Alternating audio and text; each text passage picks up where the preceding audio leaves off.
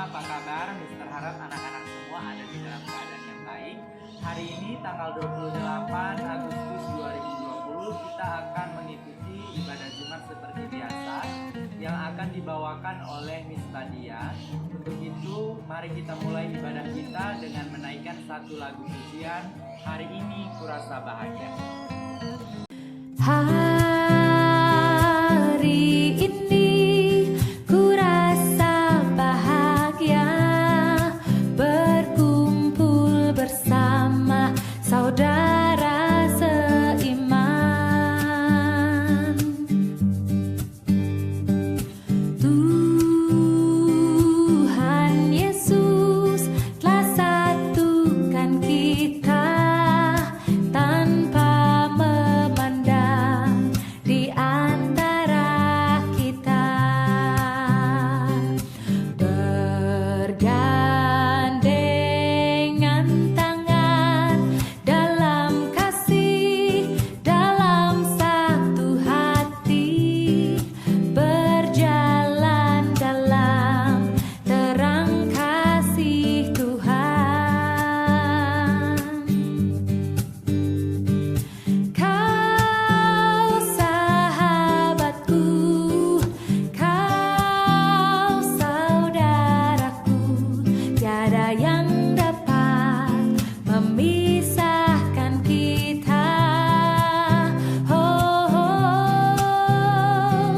kau sahabatku, kau saudaraku, tiada yang dapat memisahkan kita.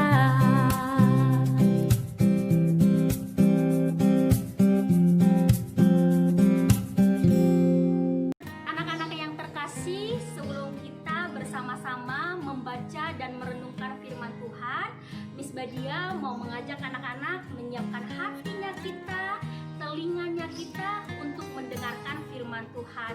Mari kita berdoa, lipat tangan, tutup mata. Tuhan Yesus yang baik, pada pagi hari ini kami menyiapkan hatinya kami menyiapkan telinganya kami untuk mendengarkan firman Tuhan. Tuhan yang akan menolong setiap anak-anak-Mu agar dapat mengikuti ibadah ini dengan baik dan sungguh-sungguh dari awal sampai ibadah ini selesai. Bersabdalah ya Tuhan, kami anak-anak-Mu siap untuk mendengar. Di dalam nama Tuhan Yesus kami berdoa dan mengucap syukur. Amin. Shalom dan selamat pagi Bapak Ibu Guru dan juga anak-anak kelas 1 sampai kelas 6 yang terkasih. Pada pagi hari ini kita akan bersama-sama membaca dan merenungkan firman Tuhan. Mari kita buka dan baca firman Tuhan yang diambil dari 2 Samuel 9 ayat 1 sampai 13. 2 Samuel 9 ayat 1 sampai dengan 13. Beginilah firman Tuhan. Daud dan Mefiboset. Berkatalah Daud, masih adakah orang yang tinggal dari keluarga Saul? Maka aku akan menunjukkan kasihku kepadanya oleh karena Yonatan. Adapun keluarga Saul mempunyai seorang hamba yang bernama Ziba. Ia dipanggil menghadap Daud, lalu raja bertanya kepadanya, "Engkaukah Ziba?" Jawabnya, "Hamba tuanku." Kemudian berkatalah raja, "Tidak adakah lagi orang yang tinggal dari keluarga Saul? Aku hendak menunjukkan kepadanya kasih yang dari Allah." Lalu berkatalah Ziba kepada raja, "Masih ada seorang anak laki-laki Yonatan yang cacat kakinya." Tanya raja kepadanya, "Di manakah ia?" Jawab Ziba kepada raja, "Dia ada di rumah Makir bin Amiel di Lodebar." Sesudah itu Raja Daud menyuruh mengambil dia dari rumah Makir bin Amaliel dari Lodebar. Dan Mefiboset bin Yonatan bin Saul masuk menghadap Daud. Ia sujud dan menyembah. Kata Daud, "Mefiboset," jawabnya, "Inilah hamba tuanku." Kemudian berkatalah Daud kepadanya, "Janganlah takut, sebab aku pasti akan menunjukkan kasih-Mu kepadamu oleh karena Yonatan ayahmu. Aku akan mengembalikan kepadamu segala ladang saung nenekmu, dan engkau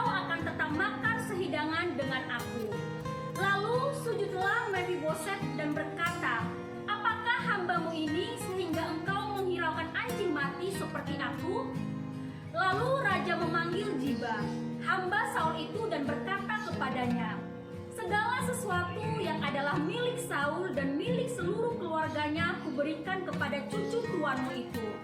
Engkau harus mengerjakan tanah baginya, engkau, anak-anakmu dan hamba-hambamu, dan harus membawa masuk tuayannya supaya cucu tuanmu itu ada makanannya.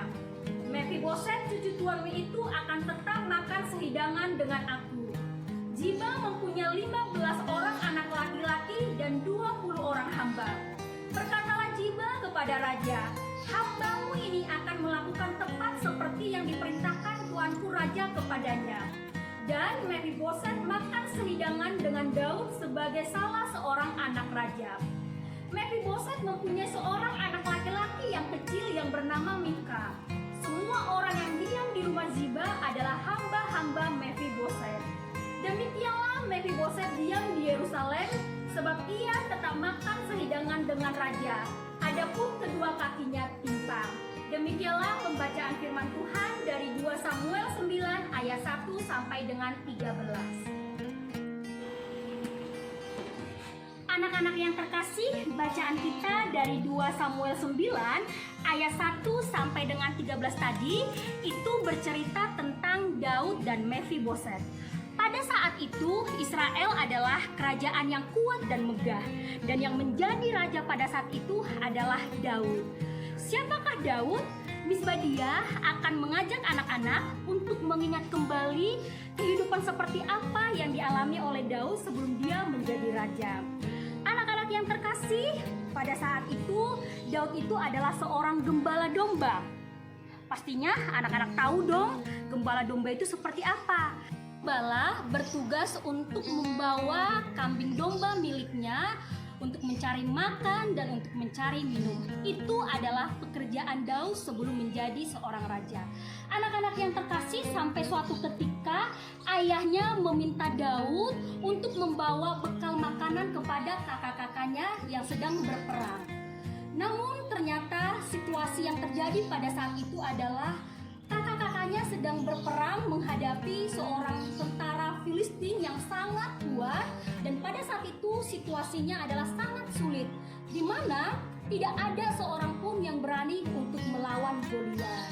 Di sini Daud menawarkan diri untuk melawan Goliat, dan anak-anak pasti ingat dong apa yang terjadi. Karena pertolongan Tuhan, Daud bisa mengalahkan Goliat. Teman-teman semua, setelah berperang selesai, Raja Saul beserta para pasukannya termasuk Daud berkumpul. Dan di sana juga ada Yonatan. Ingat gak siapa itu Yonatan? Betul, Yonatan itu adalah anak dari Raja Saul. Biasanya Yonatan adalah menjadi panglima yang selama ini yang mengalahkan musuh-musuhnya. Tetapi pada saat itu yang menjadi jagoannya adalah Daud. Apakah Yonatan iri kepada Daud? Tentu saja jawabannya tidak.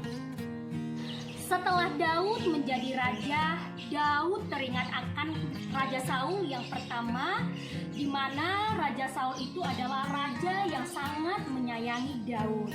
Itu terbukti ketika Raja Saul mengangkat Daud menjadi kepala prajurit atas pasukan yang dipimpin oleh Raja Saul.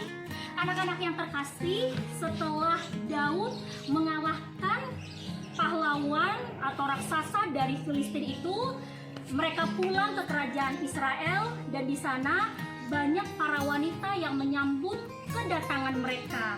Ada yang memuji, dan para wanita bernyanyi dengan isi bahwa Saul mengalahkan beribu-ribu musuh, sedangkan Daud mengalahkan berlaksa-laksa musuh. Artinya berlaksa-laksa itu jumlahnya lebih banyak dari yang dikalahkan oleh Saul. Hal inilah awalnya membuat Saul iri hati. Saul merasa bahwa kedudukannya sedang terancam, karena pada awalnya Raja Saul juga mengetahui bahwa nantinya Daudlah yang akan menjadi raja. Disitulah awal mula kecurigaan Raja Saul terhadap Daud.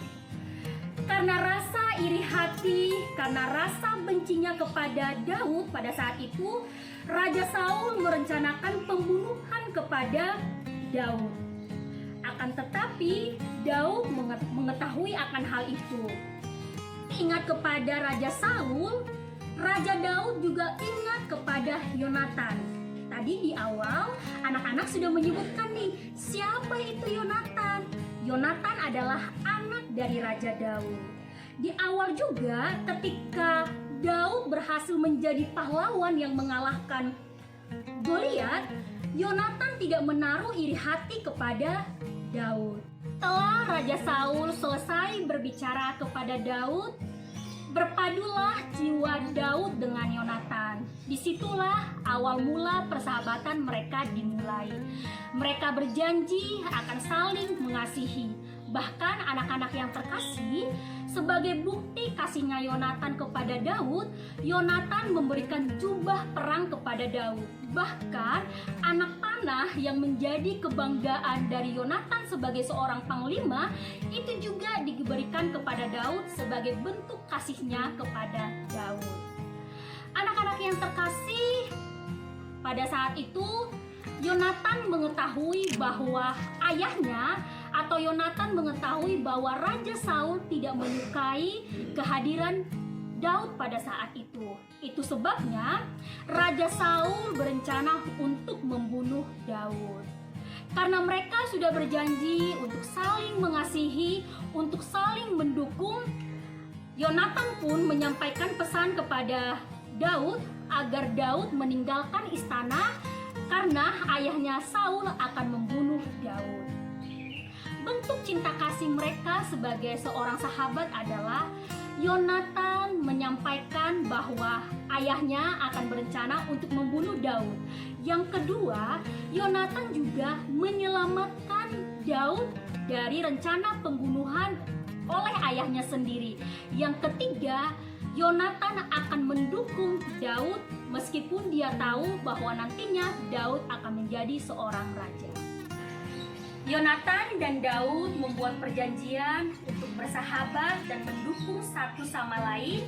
Nanti anak-anak bisa baca dalam 1 Samuel 18 ayat 1 sampai dengan 5. Miss Badia mau mengulang kembali bukti dari persahabatan mereka adalah yang pertama, ketika Raja Saul ingin membunuh Daud, Daud meminta agar Saul tidak menyakiti Daud.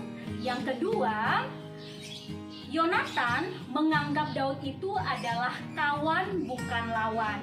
Yang ketiga, Yonatan melindungi Daud sehingga Daud selamat. Itulah bukti bahwa mereka saling mengasihi. Tetapi sekarang Saul dan Yonatan sudah tidak ada lagi. Mereka mati terbunuh ketika berperang dengan Filistin. Daud tidak pernah melupakan janjinya kepada Yonatan. Untuk itu, Daud mencari mungkin masih ada keluarga dari Saul atau Yonatan yang masih hidup. Dalam bacaan kita tadi, datanglah Ziba menyampaikan pesan kepada Raja Daud bahwa masih ada anak dari Yonatan yang masih hidup. Hal itu tentu saja anak-anak semua membuat Raja Daud senang. Sehingga dia akan menunjukkan atau dia akan memenuhi janjinya kepada Yonatan dulu. Walaupun anak Yonatan itu bernama Mephibosheth dan cacat kakinya, maka harus diangkat karena kedua kakinya timpang. Ketika bertemu Raja Daud, Mephibosheth merasa takut. Akan tetapi Raja Daud berkata agar Mephibosheth jangan takut, karena Raja Daud akan menunjukkan kasihnya kepada Mephibosheth. Raja Daud memberikan tanah milik Saul kepada Mephibosheth. Mephibosheth juga diberikan tempat khusus di kerajaan, yaitu makan sehidangan dengan raja. Itu adalah bentuk kasihnya Raja Daud kepada Mephibosheth. Raja Daud sangat murah hati kepada Raja Saul. Raja Daud sangat murah hati kepada Yonatan. Dan Raja Daud juga sangat murah hati kepada anak Yonatan yang bernama Mephibosheth. Anak-anak yang terkasih, berbuat baik kepada orang yang berbuat baik kepada kita tentulah hal yang mudah. Akan tetapi, bagaimana kita akan menunjukkan kasihnya kita kepada mungkin teman yang sehari-harinya sering mengganggu kita, sering membuat kita menangis. Apakah ketika teman kita itu dalam kesusahan, kamu akan mampu menunjukkan kasihnya kamu kepada mereka? Atau kamu akan ingat, dia kan dulu sering bikin aku nangis, sering mindahin alat-alat tulis kita, sehingga kita sulit untuk menemukannya. Nah, kalau suatu hari teman kita itu mengalami kesusahan, teman itu membutuhkan pertolongannya kita, apakah kita akan mampu menunjukkan kasihnya kita dengan menolong mereka? Tentu saja ini adalah pilihan yang sulit. Tetapi firman Tuhan mengajarkan kita agar kita mampu mengasihi siapapun, baik dia pernah menyakiti kita atau dia tidak berbuat baik kepada kita. Firman Tuhan mengajarkan dan mengingatkan kita, siapapun mereka, kita harus bisa menunjukkan kasihnya kita kepada orang yang pernah menyakiti kita. Kita tadi belajar dari seorang Raja Daud, di mana dia mampu menunjukkan cinta kasihnya baik kepada Saul yang pernah menyakitinya dan kepada sahabatnya Yonatan. Anak-anak yang terkasih, kita harus ingat, apalagi zaman sekarang ya teman-teman, kita diminta untuk menunjukkan kasihnya kita. Banyak cara yang kita lakukan. Kita jangan sampai berpikir ketika kita menolong orang lain itu kita juga kan lagi susah. Siapa mereka? Aku tidak kenal mereka. Tetapi ingatlah, kita adalah alatnya Tuhan. Kita adalah tangannya Tuhan untuk menunjukkan kasihnya. Seperti tadi bahwa kebaikan itu nantinya akan kita tabur. Kebaikan itu juga nanti akan kita tuai. Demikianlah firman Tuhan pada pagi hari ini. Mari kita berdoa. Tuhan Yesus yang baik, terima kasih ya Bapa untuk firman Tuhan pada pagi hari ini. Kami belajar dari seorang raja yang bernama Daud, di mana Daud mampu menunjukkan kasihnya kepada orang yang pernah menyakitinya. Kami mau belajar seperti Daud yang juga mampu menunjukkan cinta kasihnya Tuhan kepada orang-orang di sekitar kami. Kami menyadari ya Bapa, sebagai manusia yang terbatas, terkadang kami tidak mampu untuk melakukannya. Tetapi melalui mama papa, melalui bapak ibu guru di sekolah yang selalu menolong kami, yang selalu mengingatkan kami agar kami mampu berbuat baik. Tuhan Yesus yang baik, pada pagi hari ini kami bersama-sama menaikkan doa syafaat kami. Kami mau berdoa untuk proses pembelajaran PJJ yang sudah dimulai dalam 1 minggu dan akan berakhir hari ini. Tuhan yang akan menolong setiap anak-anak agar mereka belajar bertanggung jawab, agar mereka mau sungguh-sungguh mengerjakan apa yang menjadi bagian mereka. Tuhan Yesus yang baik, kami juga mau berdoa untuk mama papa dari setiap peserta didik. Tuhan juga yang akan memberkati kesehatannya. Di tengah-tengah mereka harus bekerja, mereka juga harus mendampingi putra-putrinya untuk belajar. Berkati Bapak kesehatannya, berkati juga untuk pekerjaannya. Tuhan Yesus yang baik, kami juga mau berdoa untuk setiap Bapak Ibu guru yang menolong kami. Tuhan memberkati kesehatannya, Tuhan juga akan memberkati keluarga besarnya. Kami tahu ya Tuhan, ketika Bapak Ibu guru mempersiapkan proses pembelajaran jarak jauh ini bukanlah hal yang mudah. Kiranya Tuhan yang akan menolong mereka sehingga setiap hal yang dipersiapkan dapat terlaksana dengan baik. Tuhan Yesus yang baik, kami juga mau berdoa untuk teman-teman kami yang berulang tahun di bulan Agustus ini. Tuhan yang akan berkati kesehatannya, berkati ya Bapak pertumbuhan mereka baik jasmani dan rohani, biarlah mereka bertumbuh menjadi anak-anak yang takut akan Tuhan. Tuhan Yesus yang baik, kami juga mau berdoa untuk keadaan negara kami pada saat ini yang tidak baik, di mana pandemi virus corona masih berlanjut. Biarlah Tuhan, pemerintah, baik kami sendiri, mengikuti setiap peraturan yang ada, sehingga apapun yang telah diputuskan diputuskan oleh pemerintah supaya pandemi virus corona ini berlalu, untuk solusi dengan penemuan vaksin dapat segera sehingga kami bisa menemukan sebagai caranya Tuhan untuk menolong kami. Tuhan Yesus yang baik, kami juga mau berdoa untuk Miss Yuliana sebagai kepala sekolah kami. Tuhan juga akan memberkati kesehatannya, Tuhan juga akan memberkati tugasnya. Inilah doa dan permohonan kami, di dalam nama Tuhan Yesus kami berdoa. Amin. Anak-anak yang terkasih, demikianlah kebaktian kita pada pagi hari ini. Tuhan Yesus memberkati. Shalom.